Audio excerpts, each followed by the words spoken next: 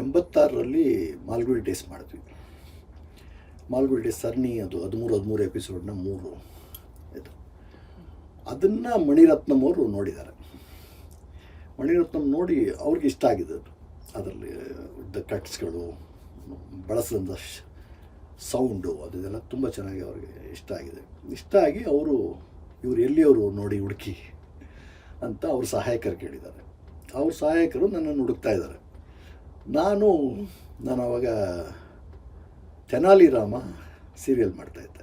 ಅದರದ್ದು ಆಪ್ಟಿಕಲ್ ವರ್ಕಿಗೆ ಅಂತ ಮದ್ರಾಸ್ ಪ್ರಸಾದಲ್ಲಿದ್ದೆ. ಅಲ್ಲಿ ಅವರು ಬಂದು ಎನ್ಕ್ವೈರಿ ಮಾಡ್ತಾಯಿದ್ರು. ಅಂದರೆ ಜನರಲಾಗಿ ಎಲ್ಲ ಸಿನಿಮಾದ ಆಪ್ಟಿಕಲ್ಲು ಪ್ರಸಾದಲ್ಲಿ ನಡೆಯುತ್ತೆ. ಹಾಗಾಗಿ ಅಲ್ಲಿ ಯಾವುದಾದ್ರು ಒಂದು ಕಾಂಟ್ಯಾಕ್ಟ್ ಸಿಗುತ್ತೆ ಅಂತ ಅವ್ರು ಬಂದಿದ್ದಾರೆ. ನಾನು ಅಲ್ಲೇ ಕೂತಿದ್ದೀನಿ. ಅವ್ರು ಬಂದವ್ರು ಕೇಳ್ತಾ ಇದ್ದಾರೆ, ಅವರು ಸತ್ಯನಾರಾಯಣ ಅಂತ, ಸುರೇಶ್ ಅರಸ್ ಅಂತ ಯಾರಪ್ಪ, ಅಲ್ಲೇ ಕೂತಿದ್ದಾರೆ ನೋಡಿ ಅಂತ. ಅವರು ನನ್ನನ್ನು ನೋಡಿ ನಂಬ್ತಾನೆ ಇಲ್ಲ. ಅವರು ಸುಮ್ಮನೆ ತಮಾಷೆ ಮಾಡಬೇಡ, ನಿಜವಾಗಿ ಕೇಳ್ತಾ ಇದ್ದೀವಿ, ಹೇಳು. ಇಲ್ಲಪ್ಪ ಅವರೇ ಅಂತ. ಕೊನೆಗೆ ಅವ್ರಿಗೆ ನಾನೇ ಅಂತ ಗೊತ್ತಾಯಿತು. ನನ್ನನ್ನು ಹಿಂಗೆ ಮಣಿರತ್ನಂ ಅವ್ರು ನಿಮ್ಮನ್ನು ಭೇಟಿ ಮಾಡಬೇಕು ಅಂತಿದ್ದಾರೆ, ಯಾವಾಗ ಬರೋಕ್ಕಾಗತ್ತೆ? ನನಗೇನು ತೊಂದರೆ ಇಲ್ಲ ಸರ್, ನೀವು ಫಿಕ್ಸ್ ಮಾಡಿಬಿಟ್ಟು ಹೇಳಿ ಅಂತ. ಅವ್ರ ಹತ್ರ ಮಾತಾಡಿದ್ರು. ನಾಳೆ ಬೆಳಗ್ಗೆ 9 ಗಂಟೆಗೆ JV ಫಿಲ್ಮ್ಸ್ ಆಫೀಸಲ್ಲಿ ಭೇಟಿ ಮಾಡೋದು ಅಂತ. ನಾನು ಅವಾಗ ಪಾಮ್ರೋಲ್ ಉಳ್ಕೊಂಡಿದ್ದೆ. ಸರಿ, ಬೆಳಗ್ಗೆ ಗಾಡಿ ಕಳಿಸ್ತೀವಿ ಸರ್, ಬನ್ನಿ ಅಂತ. 8:30 ಗಾಡಿ ಬಂತು. ಹೋದೆ. ನಾನು ಹೋಗೋಕ್ಕೆ ಮುಂಚೆನೇ ಅವರು ಮಣಿರತ್ನಂ ಅವರು ಆಗಲೇ ಇದ್ದರು ಆಫೀಸಲ್ಲಿ. ಸರಿ, ಅವ್ರು ಹೋಗಿ ಹೇಳಿದ್ರು ಬಂದಿದ್ದಾರೆ ಅಂತ. ಹೋದೆ. ಅವರು ನಾನು ಯಾವ ಸಿನಿಮಾಗಳು ನೋಡಿದ್ದೀರಾ ಅಂದರು. ಎಲ್ಲ ಸಿನಿಮಾ ನೋಡಿದ್ದೀನಿ ಸರ್. ಯಾವುದು ಇಷ್ಟ ಆಯಿತು ಅಂತ. ಇಷ್ಟ ಎಲ್ಲನೂ ಆಗಿದೆ ಸರ್. ಇಷ್ಟವಾಗದೇ ಇರೋ ಒಂದು ವಿಷಯ ಹೇಳ್ತೀನಿ ಸರ್ ಅಂಥೇಳಿ. ಅಂಜಲಿಯ ಎಂಡ್ ನನಗೆ ಇಷ್ಟ ಆಗಲಿಲ್ಲ. ಅದ್ರ ಬಗ್ಗೆ ತುಂಬ ಕಡೆ ಮಾತಾಡಿದ್ದೀನಿ. ಹಾಗಾಗಿ ಅಲ್ಲಿ ಹೇಳಿದೆ ಅವ್ರಿಗೆ, ಸರ್ ಇಲ್ಲ, ಅದು ಪಾಸಿಟಿವ್ ಎಂಡ್ ಮಾಡಬೇಕಾಗಿತ್ತು, ಮಗು ಸಾಯಬಾರ್ದಿತ್ತು, ಮಗುನ ಬದುಕಿಸಿದ್ರೆ ಬೆಟ್ರ್ ಆಗ್ತಿತ್ತು ಫಿಲಮು ಅಂತಂದೆ. ಅವ್ರಿಗೆ ಅದು ಇಷ್ಟ ಆಯಿತು, ಅಥವಾ ಕನ್ವಿನ್ಸ್ ಆಯಿತು. ಇಷ್ಟ ಆಯಿತು ಅವ್ರಿಗೆ, ಕನ್ವಿನ್ಸ್ ಆದರು. ಸರಿ, ಇಮಿಡಿಯೇಟಾಗಿ ನನಗೆ ಅಡ್ವಾನ್ಸ್ ಕೊಟ್ಟರು. ಹಾಗಾಗಿ ದಳಪತಿ ಸಿನಿಮಾದಿಂದ ಅವ್ರ ಜೊತೆ ಕೆಲಸ ಮಾಡೋಕ್ಕೆ ಶುರು ಮಾಡಿದೆ. ಅವರಲ್ಲಿರೋ ತುಂಬ ಒಳ್ಳೆ ಗುಡ್ ಕ್ವಾಲಿಟೀಸ್ ಏನಂತಂದರೆ, ನಾವೇನಾದರೂ ಸಜೆಷನ್ಸ್ ಕೊಟ್ಟಾಗ ಅದು ಸರಿಯಾದ ಸಜೆಷನ್ಸ್ ಆಗಿರೋಲ್ಲ, ತಪ್ಪಾಗಿರುತ್ತೆ. ಅವ್ರಿಗೆ ಗೊತ್ತು ಇವ್ನು ಕೊಟ್ಟಿರೋ ಸಜೆಷನ್ ಸರಿ ಇಲ್ಲ ಅಂತ. ಆದ್ರೂ ಅವರು ನೀನು ಕೊಡ್ತಿರೋ ಸಜೆಷನ್ ಸರಿ ಇಲ್ಲ ಅಂತ ಯಾವತ್ತೂ ಒಂದು ದಿವಸ ಹೇಳಿಲ್ಲ ಸರ್. ಹೌದಾ, ಚೆನ್ನಾಗಿರುತ್ತಾ, ಸರಿ ಮಾಡಿ, ನಾವೇ ಮಾಡ್ತೀವಿ, ಸರಿಯಾಗಿಲ್ಲ ಅಂತ ಗೊತ್ತಾಗುತ್ತೆ. ಅವಾಗ ಏನು ಸರಿಯಾಗಿದೆಯಾ ಅಂತಾರೆ. ಇಲ್ಲ ಸರ್, ಮತ್ತು ಮೊದಲಿದ್ದಂಗೆ ವಾಪಸ್ ಬನ್ನಿ. ಅಂದರೆ ನಾವು ತಪ್ಪು ಮಾಡೋಕ್ಕೂ ಒಂದು ಅವಕಾಶ ಕೊಡ್ತಾರೆ. ನಮ್ಮ ತಪ್ಪು ನಮಗೆ ಗೊತ್ತಾಗುತ್ತೆ, ನಾವೇ ಕರೆಕ್ಟ್ ಮಾಡ್ಕೊತಾ ಹೋಗ್ತೀವಿ. ಮತ್ತು ಇನ್ನೊಂದು ಸರಿ ನಾವೇನಾದ್ರು ಸಜೆಷನ್ಸ್ ಕೊಡುವಾಗ ನಾವು 10 ಸರಿ ಯೋಚನೆ ಮಾಡ್ತೀವಿ ಸರಿಯಾಗಿರಲೇಬೇಕು ಅಂತ. ಹೀಗಾಗಿ ನಾವು ಕಲಿತಾ ಹೋದೆ ಅವ್ರ ಜೊತೆಯಲ್ಲಿ. ಸರಿ, ಇದ್ರ ಮಧ್ಯೆ ಒಂದು ಸಣ್ಣ ಇಂಟ್ರಪ್ಟ್ ಮಾಡ್ತೀನಿ. ನೀವು ಹಿಂದೊಂದು ಸರಿ ಜೊತೆ ಮಾತಾಡುವಾಗ ಹೇಳಿದ್ರಿ, ಸರ್ ನಾನು ತಪ್ಪು ಮಾಡ್ತೀನಿ, ತಪ್ಪನ್ನು ತುಂಬ ಅಚ್ಚುಕಟ್ಟಾಗಿ ಮಾಡ್ತೀನಿ ಸರ್ ಅಂತ. ಸರಿ, ನೆನಪಿದೆಯಲ್ಲ ನಿಮಗೆ? ಹೌದು. ಹೀಗಾಗಿ ಅವ್ರ ಜೊತೆ ಕೆಲಸ ಮಾಡುವಾಗ ನಾವು ಪ್ರತಿ ಸ್ಟೇಜಲ್ಲೂ ಕಲಿತಾ ಹೋದೆ. ಕೆಲಸ ಮಾಡದೆ ಅನ್ನೋದಕ್ಕಿಂತ ಹೆಚ್ಚಾಗಿ ಕಲಿತಾ ಹೋದೆ. ಅದು ನನಗೆ ತುಂಬ ಅನುಕೂಲ ಆಯಿತು. ಅದೇನಂತಂದರೆ, ನಾವು ಅಂದರೆ ಪ್ರತಿ ಸ್ಟೇಜಲ್ಲೂ, ಅಂದರೆ ನಮ್ಮ ಸಿನಿಮಾ ಹಂತವಾಗಿ ಶೂಟಿಂಗ್ ನಡೀತಿದ್ದಾಗ ಒಂದೊಂದು ಪೋರ್ಷನ್ ಮುಗ್ದಂಗೆ ನಾವು ಕೆಲಸಗಳು ಮಾಡ್ತಾ ಹೋಗ್ತಿದ್ವಿ. ಅದ್ರಲ್ಲಿ ಫಸ್ಟ್ ಶೂಟ್ ಮಾಡೋದು ಸಿನಿಮಾ ಸೀರಿಯಲ್ ಬಂದು ಚಿನ್ನ ಆಸೆ ಸಾಂಗ್ ಶೂಟ್ ಮಾಡಿದ್ವಿ. ಅದು ಫಸ್ಟ್ ಟೈಮ್. ಬೇರೆ ದೇಶಗಳ ಸಿನಿಮಾ ಮಾಡಿರ್ಬೋದು ಅಂತ ಗೊತ್ತಿಲ್ಲ. ಇಂಡಿಯನ್ ಸಿನಿಮಾದಲ್ಲಿ ಫಸ್ಟ್ ಟೈಮು ಒಂದು ಹಾಟ್ ಬೋನ್ ಒಳಗಡೆ ಕ್ಯಾಮ್ರಾ ಇಟ್ಟು ಶೂಟ್ ಮಾಡಿದಂಥ. ಅದು ಅಲ್ಲಿಯ ಹವಾಮಾನ ವೈಪರೀತ್ಯದಿಂದನೂ ಏನೋ ಮೂವ್ ಆಗಲಿಲ್ಲ ಸರಿಯಾಗಿ, ತುಂಬ ಚೆನ್ನಾಗಿ. ಅದು ಎಡಿಟ್ ಮಾಡಿದ್ವಿ, ನಾವು ಅಂದ್ಕೊಂಡಂಗೆ ಬಂದಿರಲಿಲ್ಲ. ಅಂದರೆ ಡೈರೆಕ್ಟರ್ ಕಲ್ಪನೆ ಪ್ರಕಾರ ಬಂದಿರಲಿಲ್ಲ. ಅದು ಒಂಥರದಲ್ಲಿ ಒಳ್ಳೇದಾಯಿತು. ಎಡಿಟ್ ಮಾಡಿ ನೋಡಿದ್ವಿ, ಅವ್ರಿಗೆ ಡೈರೆಕ್ಟ್ರಿಗೆ ಇಷ್ಟ ಆಗಲಿಲ್ಲ. ಆಮೇಲೆ ಏನು ಮಾಡೋದು ಅಂತಿದ್ದಾಗ ಒಂದು ದಿವಸ ದೊಡ್ಡ ಮಳೆ ಚೆನ್ನೈನಲ್ಲಿ, ಪವರ್ ಇಲ್ಲ. ಕವಿತಾಲಿ ಆಫೀಸಲ್ಲಿ ಒಂದು ಪೋರ್ಟಿಕ್ ಇದೆ, ಅಲ್ಲಿ ನಾನು ಅವರು ತಿಂಡಿ ತಿಂತ ಕೂತಿದ್ವಿ. ಮಣಿರತ್ನಂ ಸರ್ ನಾನು ತಿಂಡಿ ತಿಂತಾಯಿದ್ವಿ. ತಿಂತ ಆವಾಗ ಈ ಸಾಂಗ್ ಚೆನ್ನಾಗಿ ಬರಲಿಲ್ಲಲ್ಲ ಸರ್, ಏನಾದರೂ ಮಾಡಬೇಕಲ್ಲ, ಏನಾದರೂ ಯೋಚನೆ ಮಾಡಿದ್ರಾ ಅಂತ. ನಾವು 2 ದಿವಸ ಹಿಂದೆ ನಾನು ಸಹ ನಿರ್ದೇಶಕರುಗಳು ಮಾತಾಡ್ಕೊತಾ ಇದ್ವಿ, ಈ ಥರ ಮಾಡಿದ್ರೆ ಚೆನ್ನಾಗಿರುತ್ತೆ, ಸಾರಿಗೆ ಹೇಳೋಣ ಅಂತ. ನಾವು ಹೇಳೋಕ್ಕೆ ಮುಂಚೆ ಅವರು ಕೇಳಿದ್ರು. ಕೇಳಿದ ತಕ್ಷಣ ನಾನು ಹೇಳಿದೆ, ಸರ್ ಅದರಲ್ಲಿ ಅವಳ ಆಸೆಗಳಿದೆಯಲ್ಲ, ಒಂದೊಂದು ನಾಟಿ ನೆಡೋ ಆಸೆ, ಉಯ್ಯಾಲೆ ಮೇಲೆ ಹೋಗಿ ಚಂದ್ರನ ಮುಟ್ಟಬೇಕು ಅಂತ ಆಸೆ. ಈ ಥರ ಅವಳದು ಒಂದೊಂದು ಆಸೆಗಳಿದೆ, ಸಣ್ಣ ಸಣ್ಣ ಆಸೆ. ಅದು ಅವಳು ಹೇಳ್ತಿರೋ ದೊಡ್ಡ ಆಸೆಗಳದು. ಅವಳು ಚಿನ್ನ ಚಿನ್ನ ಆಸೆ, ಚಿಕ್ಕ ಚಿಕ್ಕ ಆಸೆ, ಚಿಕ್ಕ ಚಿಕ್ಕ ಆಸೆ ಅಂತ ಹೇಳ್ಕೊಂಡು ದೊಡ್ಡ ದೊಡ್ಡ ಆಸೆಗಳನ್ನ ಹೇಳ್ತಿರ್ತಾಳೆ. ಅದನ್ನು ನಾವು ಅದೇ ಥರ ತೆಗೆದ್ರೆ ಚೆನ್ನಾಗಿರುತ್ತೆ ಅಂತ. ನಾಟಿ ನೆಡಬೇಕು ಅಂದರೆ ಅವಳೇ ಬಂದು ನಾಟಿ ನೆಡಬೇಕು. ಅವಳು ಒಂಥರ ತುಂಟು ಹುಡುಗಿ, ಆ ತುಂಟತನದಿಂದ ಎಲ್ಲ ಮಾಡಿದ್ರೆ ಚೆನ್ನಾಗಿರುತ್ತೆ ಅಂತಂದೆ. ಇಮಿಡಿಯೇಟ್ ಅವ್ರು ಅಷ್ಟೊಂದು ಒಂದು ಪ್ಯಾಡ್ ತೊಗೊಂಬ ಅಂತಂದರು. ಪ್ಯಾಡ್ ತಂದು ಕೊಟ್ಟರು. ಒಂದು ಟಕ ಅಂತ ಒಂದು 100 ಶಾರ್ಟ್ಸ್ಗಳು ಬರೆದ್ಬಿಟ್ಟು ಸಾಕಾಯಿತು ಅಂತ. ಸರ್ ಚೆನ್ನಾಗಿದೆ ಸರ್, ನಾನು ತಕ್ಕೊಡ್ತೀನಿ, ಎಡಿಟ್ ಮಾಡ್ಕೋಬೇಕು ಅಂತ. ಓಕೆ. ಹೀಗಾಗಿ ಚಿನ್ನ ಚಿನ್ನ ಆಸೆ ಹಂಗೆ ಅದು ಥರ ಆಯಿತು. ಹಾಗೆ ಸಮಯಕ್ಕೆ ತಕ್ಕಂಗೆ ಅದು ಆಗ್ತಾ ಹೋಗುತ್ತೆ. ನಮಗೆ ಫ್ಲ್ಯಾಗ್ ಬರ್ನಿಂಗ್ ಸೀನ್ ಅಂತ ಅಲ್ಲೊಂದಿದೆ. ಆ ಸೀನಲ್ಲಿ ಏನಾಗುತ್ತೆ ಅಂದರೆ, ಪಾಕಿಸ್ತಾನಿ ಟೆರರಿಸ್ಟ್ಗಳು ಬಂದು ಫ್ಲ್ಯಾಗ್ನ ತಗೊಂಡು ಬರ್ನ್ ಮಾಡೋಕ್ಕೆ ಹೋಗ್ತಾರೆ. ನಮ್ಮ ಹೀರೋ ಹೋಗಿ ಅದನ್ನು ಆಫ್ ಮಾಡ್ತಾನೆ. ಫೈಟ್ ಮಾಡಿ ಹೋಗಿ ನಮ್ಮ ಇಂಡಿಯನ್ ಫ್ಲ್ಯಾಗ್ ಮೇಲೆ ಮಲ್ಕೋತಾನೆ. ಅಲ್ಲಿಂದ ಒಂದು ಸಾಂಗ್ ಹೋಗಬೇಕು ಅಂತ ಸ್ಕ್ರಿಪ್ಟಲ್ಲಿ ಇದ್ದದ್ದು. ಆ ಸಾಂಗ್ ಶೂಟ್ ಆಗಿರಲಿಲ್ಲ. ಸರಿ, ಇಲ್ಲ ಎಡಿಟ್ ಮಾಡಿದ್ವಿ. ಸಾಂಗ್ ಕೊನೆ ಭಾಗಕ್ಕಿತ್ತು. ಅಂದರೆ ಅಷ್ಟೊತ್ತಿಗೆಲ್ಲ ಸಿನಿಮಾದ ಎಡಿಟಿಂಗ್ ಮುಗಿದಿತ್ತು. ನಾನು ಆ ಸಾಂಗ್ ಇರಬಾರ್ದು ಸಿನಿಮಾದಲ್ಲಿ ಅಂತ, ಬೇಡಿ ಸರ್ ಅದು ಈ ಜಾಗದಲ್ಲಿ ಬೇಡ ಅಂತ. ಅದು ಬೇಕು ಬೇಡ ಅಂತ ನಡೀತಾ ಇತ್ತು. ಟ್ರೈಲರ್ ನೋಡೋದು, ಸಿನಿಮಾ ನೋಡೋದು, ಇದು ಬೇಕು, ಹೌದೌದು, ಬೇಡ ಅನಿಸುತ್ತೆ, ಈಗ ನಡೀತಾ ಇತ್ತು. ಆಮೇಲೆ ಶೂಟಿಂಗ್ ಮಾಡೋದು ಅಂತ ಒಂದು ಡಿಸೈಡ್ ಆಯಿತು. ಶೂಟಿಂಗ್ ತಯಾರಿ ನಡೀತಾ ಇತ್ತು.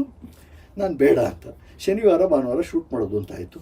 ಒಂದು 500 ಜನ ಮಕ್ಕಳು, ಗಂಡು ಮಕ್ಕಳು, 500 ಜನ ಹೆಣ್ಮಕ್ಳು ಕ್ಯಾಂಡ್ಲ್ ಹಿಡ್ಕೊಂಡು ಬಂದು ಅವನ್ನ ತಮಿಳ ನೀನು ಎದ್ದೇಳು ಅಂತ ಹೇಳಿ ಅವನಿಗೆ ಇದು ಮಾಡೋದು, ಎನ್ಕರೇಜ್ ಮಾಡೋಂಥ ಒಂದು ಸಾಂಗ್ ಅದು.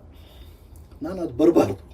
ಆದರೆ ಕೊನೆಗೆ ಅದು ರಾತ್ರಿ 12 ಗಂಟೆ, ಶುಕ್ರವಾರ ರಾತ್ರಿ 12 ಗಂಟೆಗೆ ಶೂಟಿಂಗ್ ಮಾಡೋದು ಬೇಡ, ಅವ್ರು ಹೇಳ್ತಾರೆ ಸರಿ ಇದೆ, ಎಡಿಟ್ ಹೇಳ್ತಾರೆ ಸರಿ ಇದೆ ಅಂತೇಳಿ ಕ್ಯಾನ್ಸಲ್ ಮಾಡಿದ್ರು. ಅದಾದಮೇಲೆ ಅವ್ರು ಹೇಳಿದ್ದೇನೆಂದರೆ, ಈ ಸಾಂಗ್ನ ಬಳಸಬೇಕು ಸಿನಿಮಾದಲ್ಲಿ ಎಲ್ಲಾದರೂ, ಚೆನ್ನಾಗಿದೆ ಸರ್ ಬಳಸೋಣ. ಆ ಫ್ಲ್ಯಾಗ್ ಬರೀ ಸೀನ್ ಇದೆಯಲ್ಲ, ಅದನ್ನೇ ಸಾಂಗ್ ಆಗಿ ಎಡಿಟ್ ಮಾಡಿದೆ ನಾನು. ಅಂದರೆ ಶುರು ಒಂದು ಪಲ್ಲವಿ, ಅವ್ನು ಬಂದು ಇವನು ಬರ್ತಾನೆ, ಫೈಟ್ ಮಾಡ್ತಾನೆ, ಬೀಳ್ತಾನೆ, ಅದಾದಮೇಲೆ ಮತ್ತೆ ಅದ್ರ ಬ್ಯಾಲೆನ್ಸ್ ಇದ್ದ ಸಾಂಗ್ನ ಲೈನ್ಸ್ಗಳನ್ನ ಅವರು ವಾಕ್ ಮಾಡ್ತಾ ಇರ್ತಾರೆ ಟೆರ್ರರಿಸ್ಟ್ ಜೊತೆನಲ್ಲಿ. ಅಲ್ಲೆಲ್ಲ ಬ್ಯಾಕ್ಗ್ರೌಂಡ್ ಮ್ಯೂಸಿಕ್ಕಾಗಿ ಯೂಸ್ ಮಾಡಿದ್ದೀವಿ. ಆಮೇಲೆ ಟೆಂಟ್ ಒಳಗಡೆ ಕೂತ್ಕೊಂಡು ಒಂದು ಲಾಂಗ್ ಟ್ರಯಲ್ ಶಾಟ್ ಇದೆ, ಅದ್ರೊಳಗಡೆಲ್ಲ ಯು ಆರ್ ಮಿಸ್ಲೀಡೆಡ್ ಅಂತೆಲ್ಲ ಒಂದಷ್ಟು ಸಂಭಾಷಣೆಗಳು ಬರುತ್ತೆ. ಅಲ್ಲೆಲ್ಲ ಆ ಸೀನ್ಗಳಲ್ಲೆಲ್ಲ ಆ ಸಾಂಗನ್ನು ಹಿಂದ್ಗಡೆ ತುಂಬ ಚೆನ್ನಾಗಿ ಅದು ಇಂಪ್ಯಾಕ್ಟ್ ಆಯಿತು. ಆ ಥರದ ಸಿನಿಮಾದಲ್ಲಿ ಅಂದರೆ ಇದು ಡೈರೆಕ್ಟರ್ ಸಿನಿಮಾ ಅನ್ನೋದ್ರಲ್ಲಿ ಎರಡನೇ ಮಾತಿಲ್ಲ. ಸಿನಿಮಾ ಇಸ್ ಎ ಡೈರೆಕ್ಟೋರಿಯಲ್, ಇದು ಅವರೇ ಇದಕ್ಕೆ ಹೆಡ್. ಜೊತೆಯಲ್ಲಿ ಕೆಲಸ ಮಾಡ್ತಾರಲ್ಲ ಇವರೆಲ್ಲರದ್ದು ಕಾಂಟ್ರಿಬ್ಯೂಷನ್ಗಳನ್ನ ಅಂದರೆ ದುಡಿಸ್ಕೊಳ್ಳೋದು. ಅವರು ನಿರ್ದೇಶಕರು ಏನಂದರೆ ತಮ್ಮ ಜೊತೆ ಕೆಲಸ ಮಾಡೋ ಎಲ್ಲ ತಂತ್ರಜ್ಞರ ಕೆಲಸಗಳನ್ನು ಚೆನ್ನಾಗಿ ಮಾಡಿಸ್ಕೋಬೇಕು, ಆವಾಗ ಸಿನಿಮಾಗಳು. ಸೊ ಹಿ ಈಸ್ ಅಕಾಮಡೇಟಿವ್ ನಿಮ್ಮ ಪ್ರಕಾರ.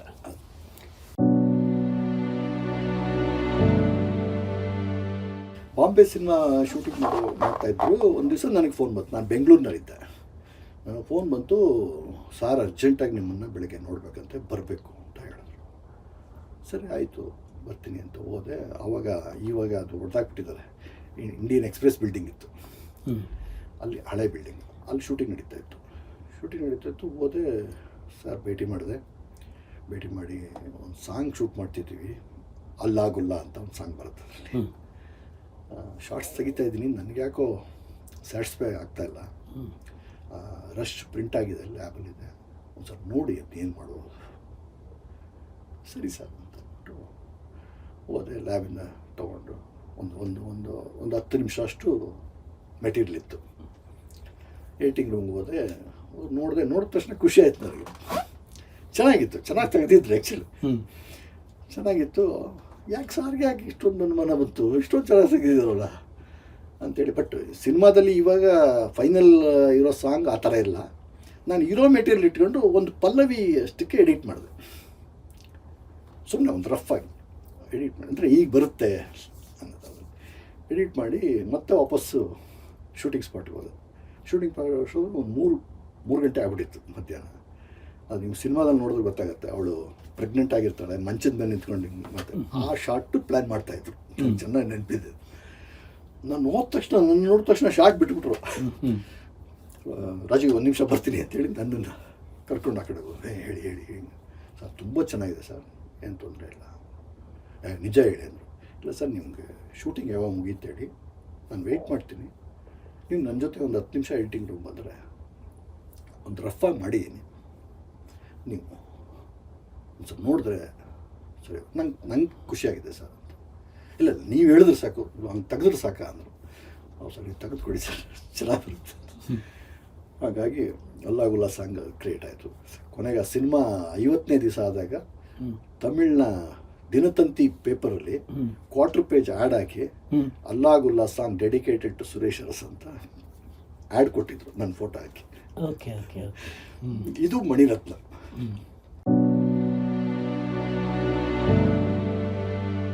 ಅದು ಡೈರೆಕ್ಟರ್ದೇ ಕಾನ್ಸೆಪ್ಟ್. ಅದು ಅವರೇ ಮಾಡ್ಕೊಂಡಿದ್ದು. ಅದು ನನಗೆ ಶೂಟಿಂಗ್ ನಾನು ಇರಲಿಲ್ಲ.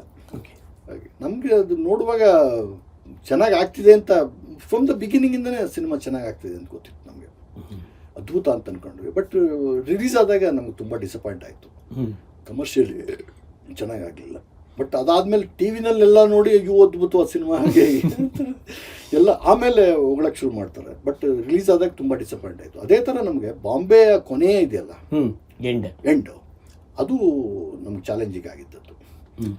ಅದು ಶೂಟ್ ಆದಮೇಲೆ ಎಡಿಟ್ ಮಾಡಿ ನೋಡಿದಾಗ ಮಣಿ ಸರ್ಗೆ ಇಷ್ಟ ಆಗಲಿಲ್ಲ.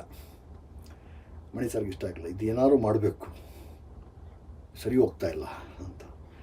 ಆವಾಗ ಅದನ್ನು ಹೈ ಸ್ಪೀಡ್ ಮಾಡಿ ಸ್ಟೆಪ್ ಫ್ರೀಸ್ ಮಾಡಿ ಆಪ್ಟಿಕಲಲ್ಲಿ. ಆಮೇಲೆ ಅದಕ್ಕೆ ವೇಟೂರಿ ಅಂತ ತೆಲುಗುನ ರೈಟ್ರು, ಅವರು ತೆಲುಗು ಸಾಂಗ್ಸ್ ಬರೆಯೋಕ್ಕೆ ಅಂತ ಬಂದರು ಏಟಿಂಗ್ ರೂಮಲ್ಲಿ ನೋಡೋಕ್ಕೆ ಅಂತ. ಅವಾಗ ಬಂದಾಗ ಎಲ್ಲ ಸಾಂಗ್ಸ್ ಮುಗಿದ್ಮೇಲೆ ಅವ್ರು ವೇಟೂರಿ ನಾನು ರಿಕ್ವೆಸ್ಟ್ ಮಾಡಿದೆ, ಸರ್ ಹಿಂಗೊಂದು ಎಂಡ್ ಪೋರ್ಷನ್ ಇದೆ, ಇದಕ್ಕೇನಾದರೂ ಒಂದು 4 ಲೈನ್ ಬರೆಯೋಕ್ಕಾಗತ್ತಾ ನೋಡಿ ಸರ್ ಅಂತ. ಅವರು ಒಂದು 5 ನಿಮಿಷದಲ್ಲಿ ಬರೆದುಕೊಟ್ಬಿಟ್ರು. ತುಂಬ ಚೆನ್ನಾಗಿತ್ತು. ಅದನ್ನು ನಾವು ಆಮೇಲೆ ವೈರಮುತ್ತು ಅವ್ರಿಗೆ ಕೊಟ್ಬಿಟ್ಟು ತಮಿಳಿಗೆ ಬರ್ಸಿದ್ವಿ. ಅಲ್ಲೊಂದು ಸಾಂಗ್ ಹಾಕಿ ಮನಸ್ಸುನ್ನ ಮನಸ್ಸಿಗೆ ಅಂತೇಳಿ ಅದು ಸಾಂಗ್ ಬಂದು ಅದರಲ್ಲಿ ಎಲ್ಲರೂ ಬಂದು ರೀಜಾಯ್ನ್ ಆಗ್ತಾರಲ್ಲ, ಅದು ಮಾಡಿದ್ವಿ. ಅದು ಆ್ಯಕ್ಚುಲಿ ತುಂಬ ಚೆನ್ನಾಗಾಯಿತು.